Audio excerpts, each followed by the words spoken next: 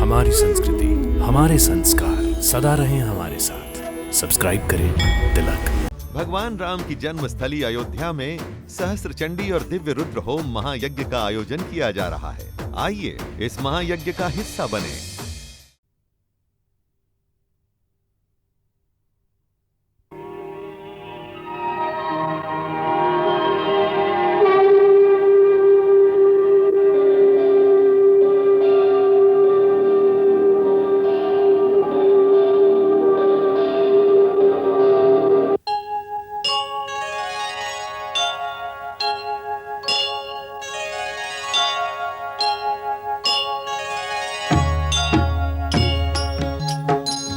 सीताराम चरित अति पावन, मधुर सरस अरु अति मन भावन।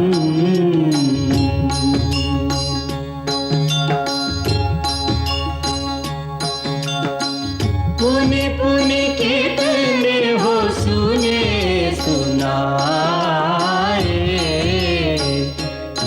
की प्यास बुझत न बुझाए।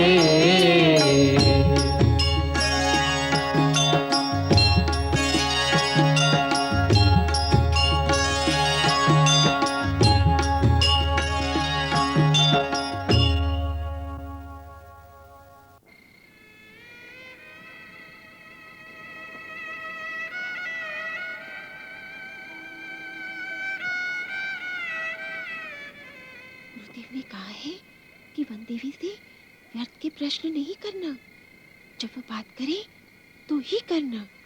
और गौतमी माँ ने कहा है कि इन्हें कभी अकेला नहीं छोड़ना, हर समय इनकी सेवा में रहना। हाँ, नहीं तो क्रोध करके ये अपने लोक चली जाएंगी, हो सकता है। पर सत्यवती, इंद्रलोक से ऊपर कौन सा लोक होता है? क्यों? गुरुदेव ने कहा था ना कि ये इंद्रलोक से भी ऊपर के लोक से आई हैं। ये तो सब गुरुदेव ही जाने।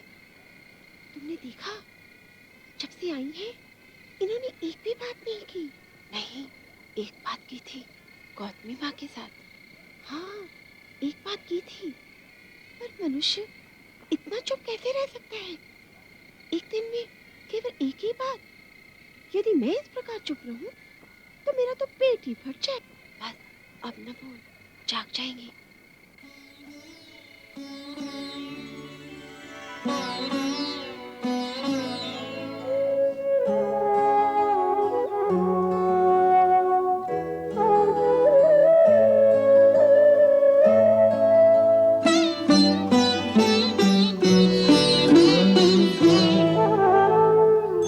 एक वन में एक राजमहल में, घास बिछा धरती पर सोए, बिरहा का गंगा जल आकर दोनों के नैनों को धोए।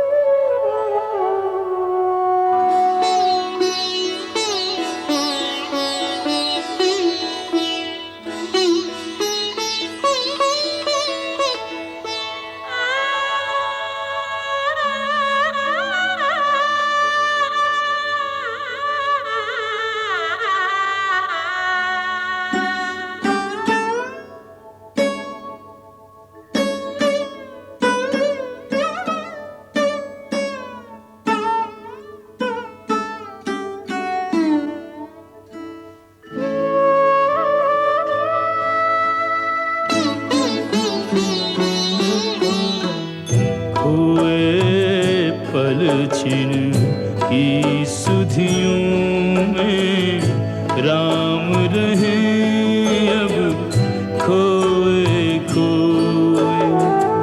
राज मुकुट सर पर अंतर में वैदेही का चित्र संजोए।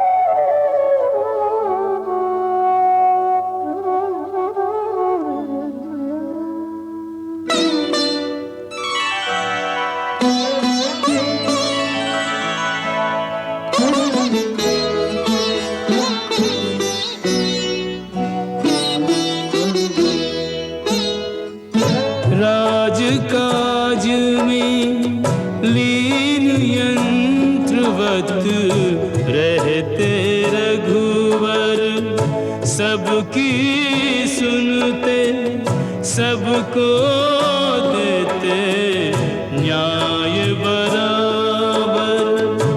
राम राज में कष्ट किसी को कुछ नहीं, दिल भर कोई न जाने बीत रही क्या राम के मन पर, जिसके आने की नहीं आशा, विरही मन उसका मगजोए।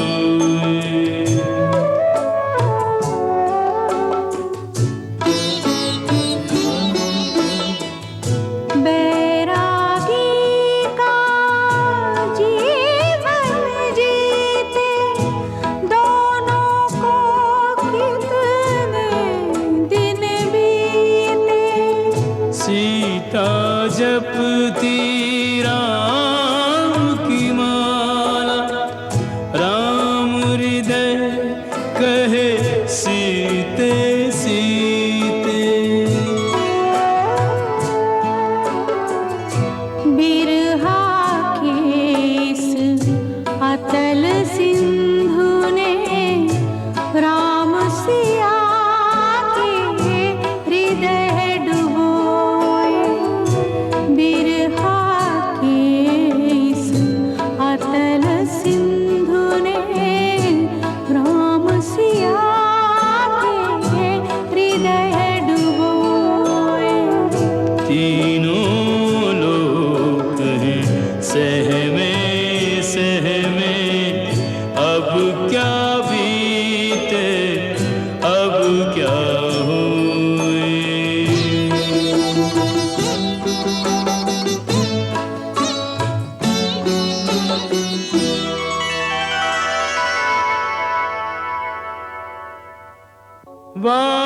वाल्मीकि चिंतित हुए, दशा सिया की देख, कैसे बदलेगी सिया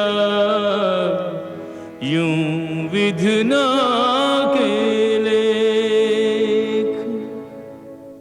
कर्तव्य प्रण संकल्प सबके सब यूं ही रह जाएंगे, इस भावना के वेग में त्यों लोक ही बह जाएंगे।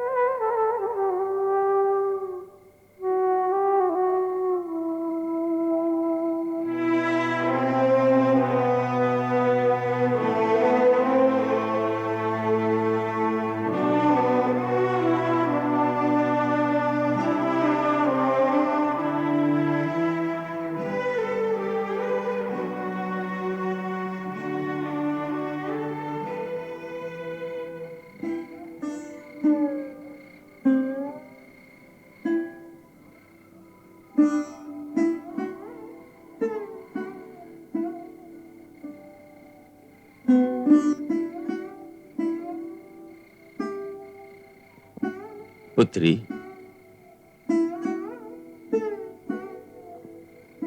किस सोच में डूबी हो?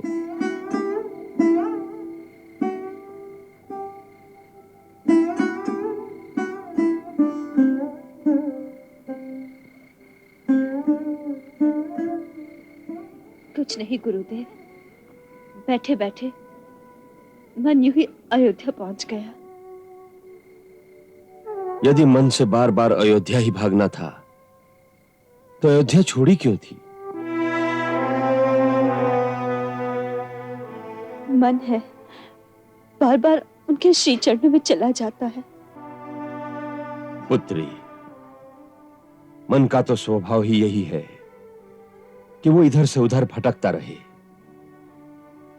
मनुष्य यदि अपने मन के अधीन हो जाए तो मन उसे भी अपनी तरह इधर से उधर भटकाता रहता है। परंतु जिसने अपना कोई लक्ष्य निर्धारित कर लिया हो, उसके पास मन के पीछे बावला होकर इधर से उधर और उधर से इधर भटकने का समय ही कहां है। उसको तो केवल उसी एक मार्ग पर आगे जाना होता है जो उसे सीधा उसके लक्ष्य तक पहुंचा दे। पुत्री, तुम एक लक्ष्य लेकर चली हो। तुमने पूर्वजों के सामने जो शपथ ली थी उसे याद करो। तुमने कहा था, मैं मिथिला नरेश राजा जनक की पुत्री सीता अपने महान पति अपने भगवान श्री राम के चरणों की शपथ लेकर वचन देती हूं कि आज के पश्चात मेरी छाया भी आपके पवित्र राजकुल पर नहीं रहेगी। मैं अपने नाम का भी त्याग करती हूं, जिससे यह कलंकित नाम किसी की जिह्वा पर ना आए। मैं रघुकुल की भावी संतान को अपने गर्भ में धारण करके जा रही हूं और वचन देती हूं कि इस संतान को इस योग्य बनाऊंगी कि वो आपके नाम और कीर्ति को और भी उज्जवल करे।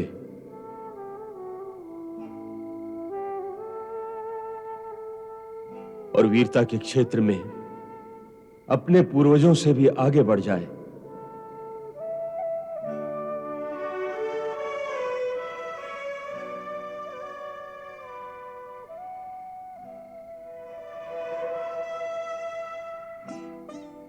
तुमने जिस संतान को उन पूर्वजों से भी बढ़कर प्रतापी और वीर बनाने का संकल्प लिया है, उस संतान पर क्या हर समय की उदासी या मन की भटकन के संस्कार डालना चाहती हो? तुम्हारी इस मन स्थिति का क्या प्रभाव होगा तुम्हारी संतान पर? तुम्हें अपने मन में निराशा और उदासी को स्थान ही नहीं देना चाहिए।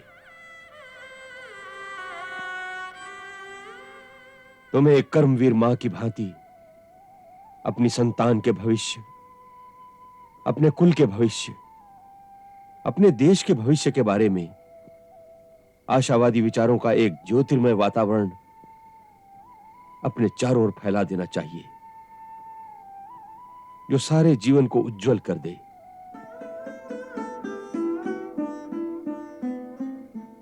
पुत्री, जिन्हें भविष्य का निर्माण करना होता है वो मन के अधीन होकर नहीं चलते, मन को अपने अधीन करके आगे चलते हैं।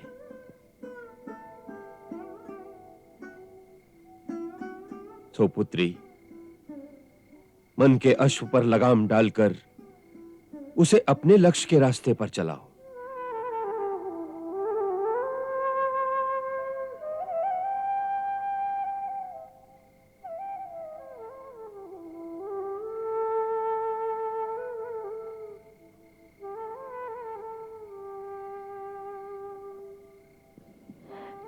मुझे क्षमा करे भगवान, आपका उपदेश सत्य है, परंतु राघव का वियोग असहनीय है।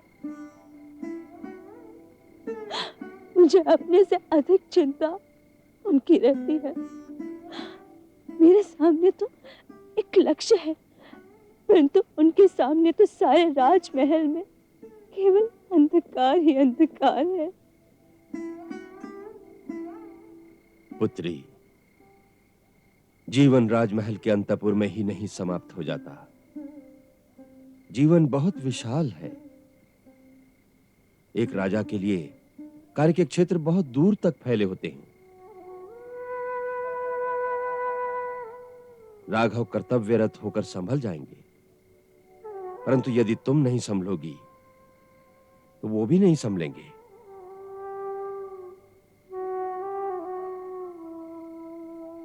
दो प्रेमियों के बीच उनके मन की तरंगें एक अदृश्य रूप में एक दूसरे तक पहुंचती रहती हैं। यदि तुम इसी प्रकार विरह और दुख की तरंगें भेजती रहोगी तो वो उन्हीं लहरों में डूबते रहेंगे।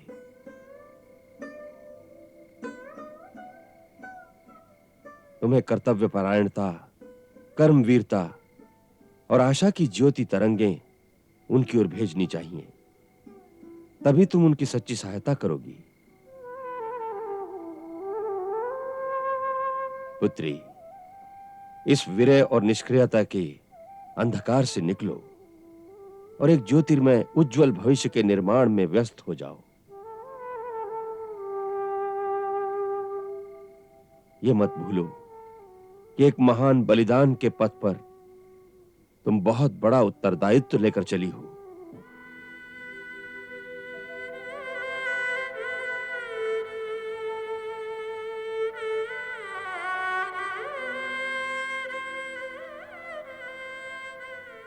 ऐसा लगता है गुरुदेव, जैसे नदी की डोलती लहरों में से निकालकर मुझे स्थिर धरती पे खड़ा कर दिया। आपको शत शत प्रणाम।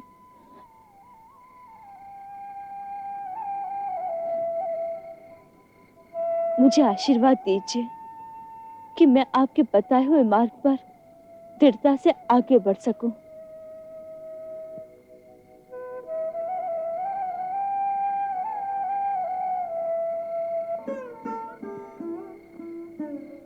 देवी भगवती की शक्ति तुम्हें प्राप्त हो।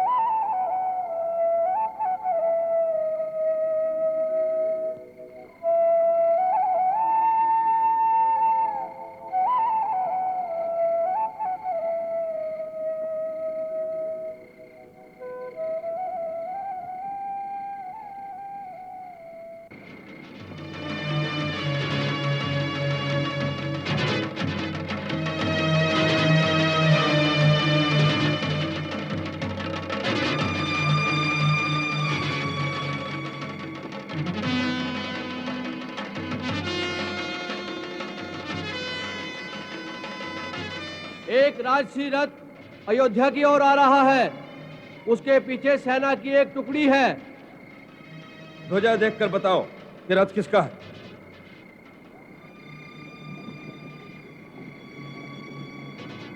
अंधेरे में दिखता नहीं। अपने सैनिकों को तैयार कर दो। जो आज्ञा।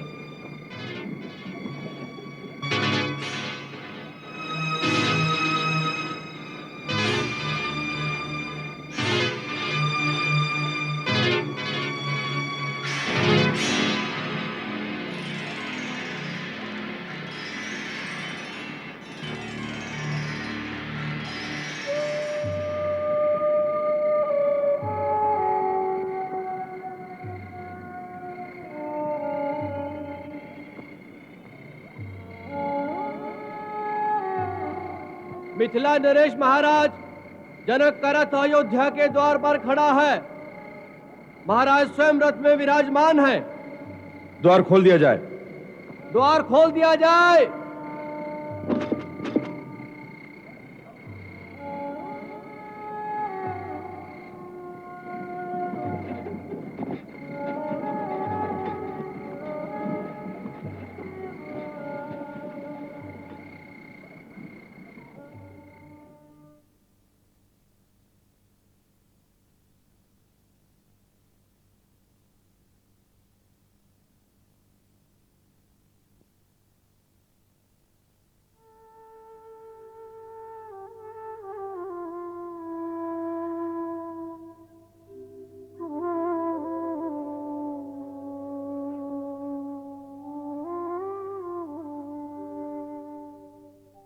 भैया, महाराज जनक पधारे हैं। महाराज जनक कहाँ है? राजमहल में प्रवेश कर रहे हैं।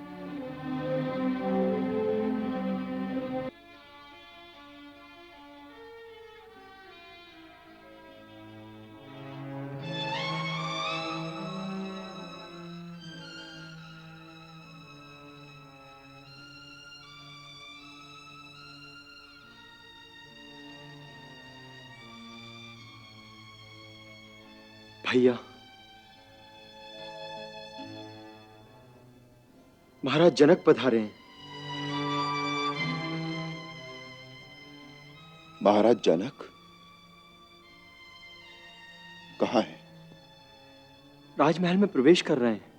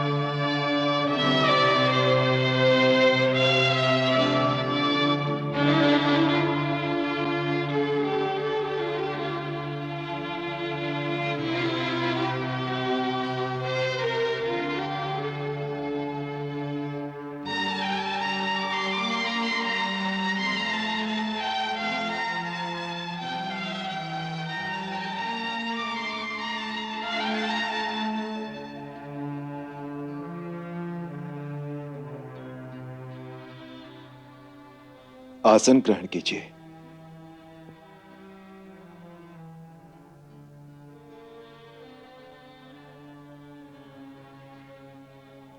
अंतःपुर में चलते हैं।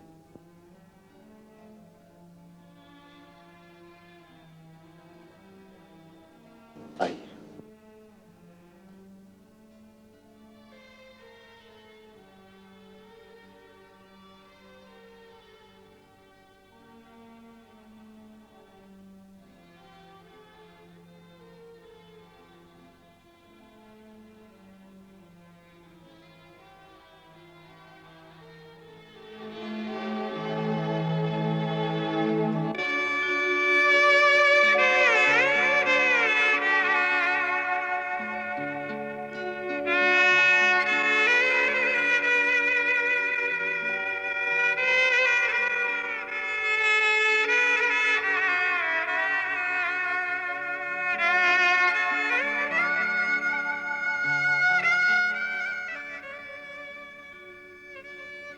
श्याम,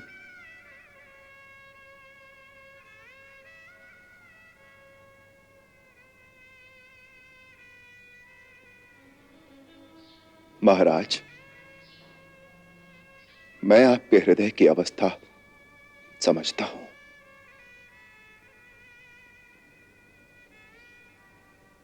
एक दुखिया पुत्री के पिता के मन में जो सैकड़ों प्रश्न उठते हैं, वो इस समय आपके मन में भी उठ रहे होंगे। आप वो सारे प्रश्न मुझसे पूछना भी चाहते होंगे कि मेरी पुत्री के साथ जो घोर अन्याय तुमने किया है वो किस कारण, उसका दोष क्या था? आप मुझ पर अमानुषी व्यवहार और एक निस्सहाय स्त्री पर अत्याचार का आरोप भी लगाना चाहते होंगे, परंतु एक पुत्री का पिता होने की विवशता ने आपकी जिह्वा पर ताला लगा दिया है और आप चाहते हुए भी कुछ नहीं पूछ पाते।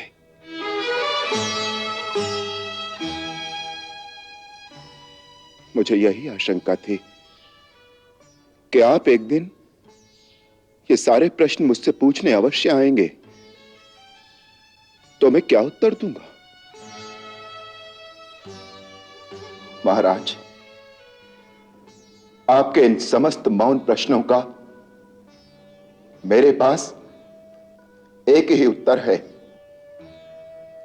कि आप जितने भी आरोप मुझ पर लगाना चाहते हैं वो सभी सत्य है।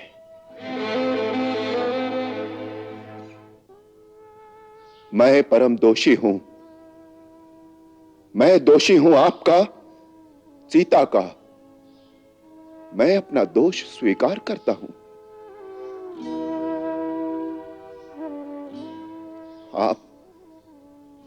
आप इसके लिए जो भी दंड मुझे देना चाहें वो मुझे स्वीकार है।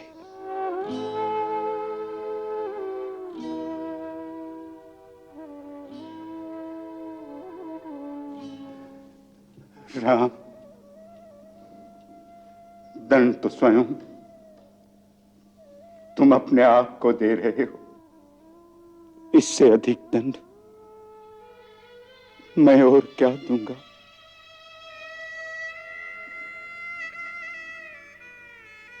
मैं तो विधिना का ये खेल देख रहा हूं कि किस प्रकार एक महामानव उस पाप का दंड भोगता है जो पाप उसने किया ही नहीं।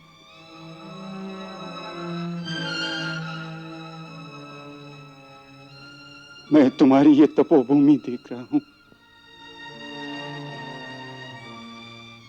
जहां पर एक राजा अपने राजमहल में रहते हुए भी साधु हो गया है।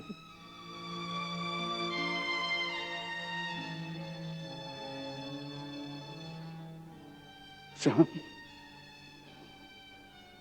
तुम्हारी ये अवस्था से मन में पीड़ा होती है। और जो राजमहल की महारानी होकर निस्सहाय अवस्था में वनों में मारी मारी भटकती फिर रही होगी, उसकी ओर आपका ध्यान नहीं जाता? ये जो तुम सीता को निस्सहाय कह रहे हो, उससे पता चलता है कि तुमने मेरी पुत्री को पहचाना ही नहीं। राम, मेरी पुत्री निसहाय नहीं है, उसका सहायक है उसका धर्म। और जिस स्त्री की रक्षा उसका धर्म करता है वो कभी निसहाय और निर्बल नहीं रह सकती।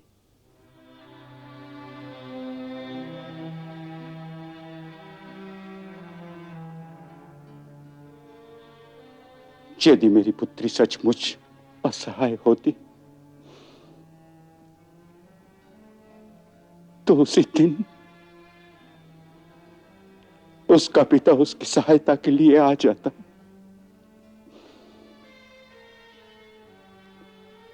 क्योंकि उसी रात मुझे पता चल गया था। उसी रात पता चल गया था? फिर आप क्यों नहीं आए? सीता का यही आदेश था और आज भी मैं आया हूं सीता का आदेश पालने के लिए। सीता का आदेश पालने? क्या आप सीता से मिले हैं? नहीं। फिर आदेश कैसा? जाने से पहले,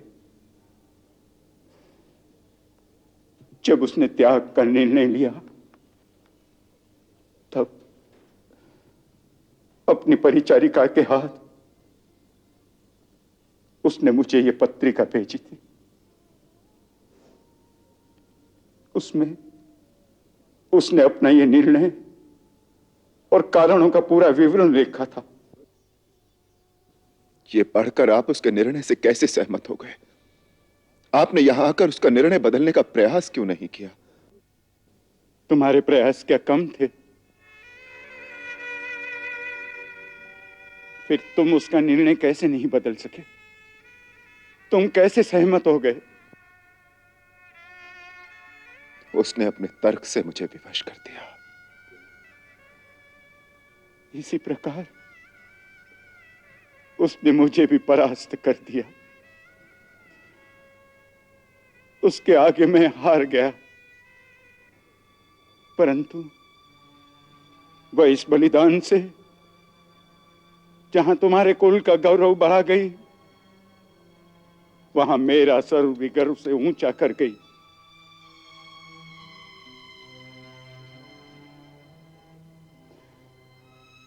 इस पत्रिका को पढ़कर सीता की पूजा और वंदना करने को मन होता है। उस पर सारी नारी जाति युग युगांतर तक गर्व करती रहेगी। देखो, देखो राम, जाते हुए भी उसे तुम्हारी ही चिंता थी।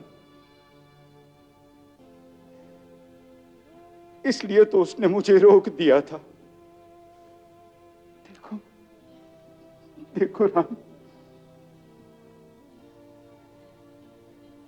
जाने से पहले कितना मन करता है कि आपके श्री चरणों के दर्शन करके जाऊं।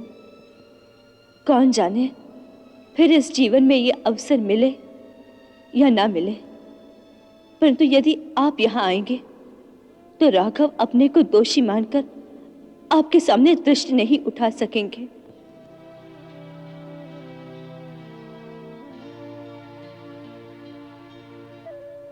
मेरे पति आपके सामने लज्जित हो, ये मैं नहीं सहन कर सकती। इसके लिए आप अयोध्या नहीं आएंगे, उनसे कोई प्रश्न नहीं पूछेंगे। इसके लिए मैं अपनी शपथ आपको देती हूँ।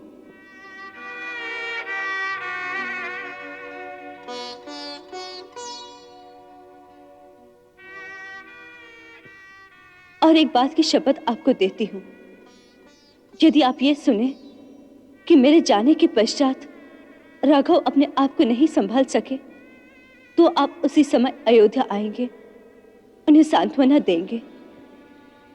मेरे राम के पास इस समय कोई बड़ा नहीं है, पिताश्री रहे नहीं, माताएं बहुत दूर हैं, बाकी सब छोटे हैं।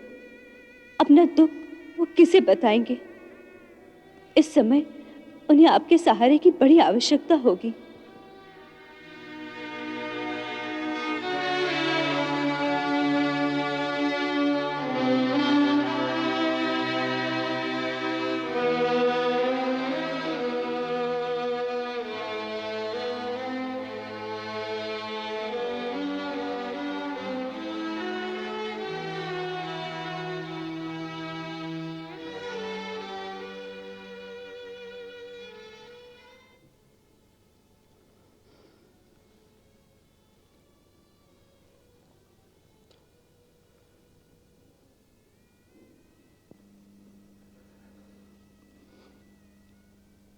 इसलिए जब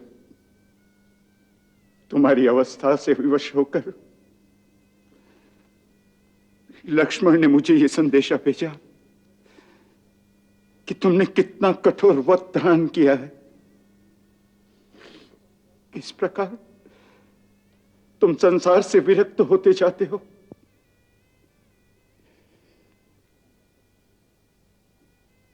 तो मुझे आना पड़ा।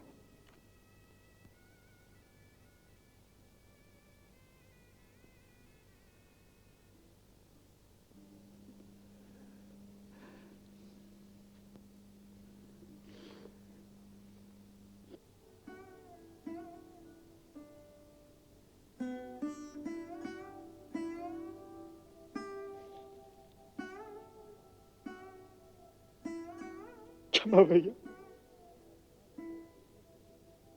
मुझसे आपकी यह मौन वेदना सही नहीं गए। कभी अपने मन की बात तो कहते नहीं, हम सबके सामने केवल मुस्कुराते रहते हो। एक मुस्कान से अश्रुओं की नदी पर बांध बांधा नहीं जाएगा, किनारे टूट जाएंगे, बाढ़ आ जाएगी, सारी अयोध्या डूब जाएगी। फिर क्या होगा? इसी आशंका से भयभीत होकर मैंने महाराज को संदेश भेजा, रघुकुल की नाव मझधार में है, इसे आकर संभालिए।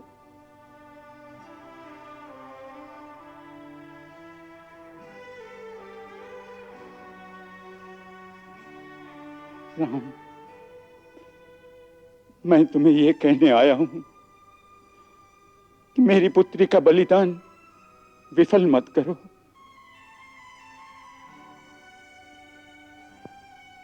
उसने इतना बड़ा त्याग किया है तुम्हें आदर्श राजा सिद्ध करने के लिए, जो अपनी प्रजा को सुख दे। तुम दुख को अपना साथी बना लोगे तो दूसरों को क्या सुख दोगे?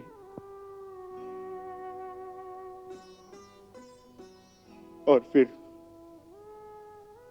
तुम्हारी आत्म पीड़ा की तरंगे सीता जहां भी होगी उस तक अवश्य पहुंचती होगी।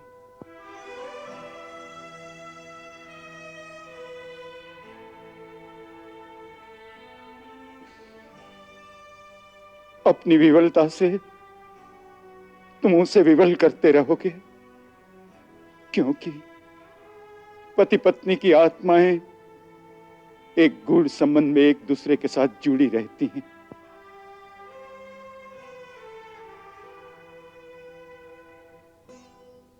सीता के लिए, सीता के गर्भ में पल रही अपनी संतान के लिए तुम्हें अपने मन को पीड़ा के क्षेत्र से निकालकर कर्म के क्षेत्र में लगाना होगा।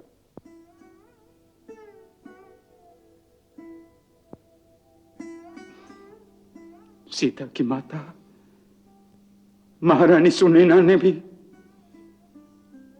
मुझे तुमसे यही कहने के लिए कहा।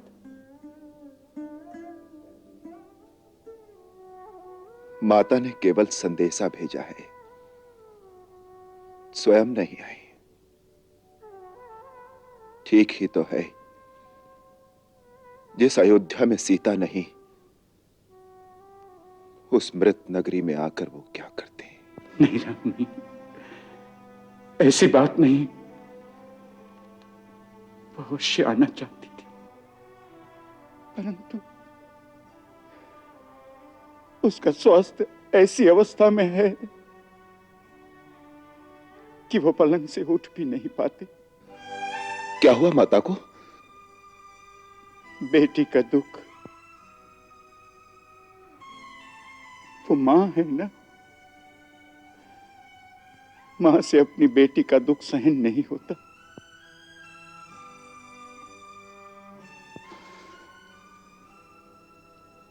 जिस दिन पत्र मिला, वो अपना कलेजा पकड़कर पलंग पर बैठ गई और आज तक फिर नहीं उठी।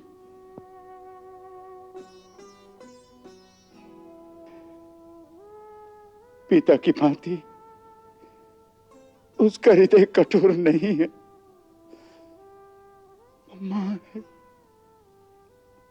मां।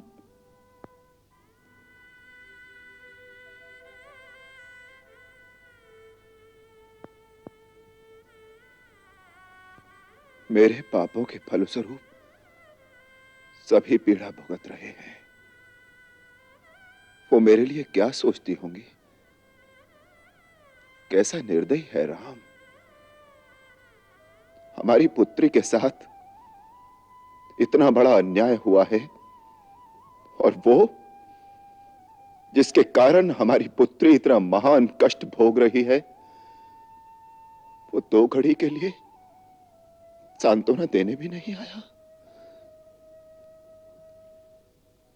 यदि आपकी आज्ञा हो तो मुझे उनकी सेवा में जाना चाहिए।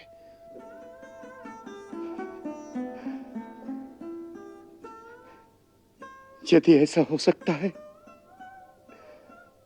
तो बड़ा उपकार होगा हम पर। तुम्हारे जाने से महारानी सुनैना को ढाढ़स बन जाएगी।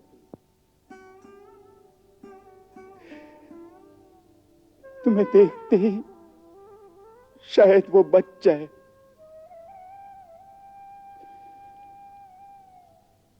मैं ये जानता हूं, फिर भी अयोध्या के महाराज को मिथिला बुलाने का साहस नहीं कर सका। महाराज, राम अयोध्या का राजा सही, परंतु राम आपका पुत्र भी है। पुत्र को आज्ञा देने में पिता ऐसा संकोच तभी करता है जब उसे पुत्र में कोई खोट दिखाई दे। मेरे में खोट तो होगा ही। नहीं राम, तुम्हारे मन में खोट की कल्पना करना भी पाप है। मुझसे भूल हो गई। मुझे ये संकोच नहीं करना चाहिए था।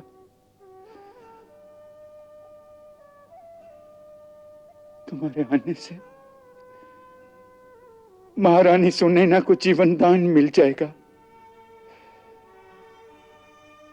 अगर हो सके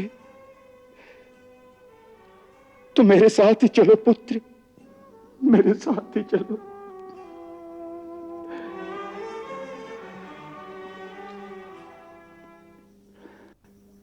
मंगल भवन अमंगल हारी, प्रभु सुदशरथ अजिर बिहारी।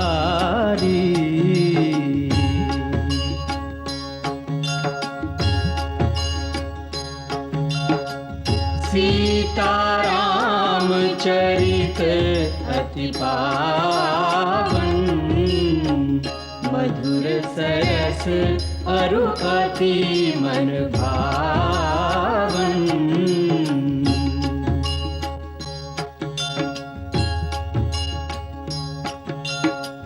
पुनि पुनि कितने हो सुने सुनाए,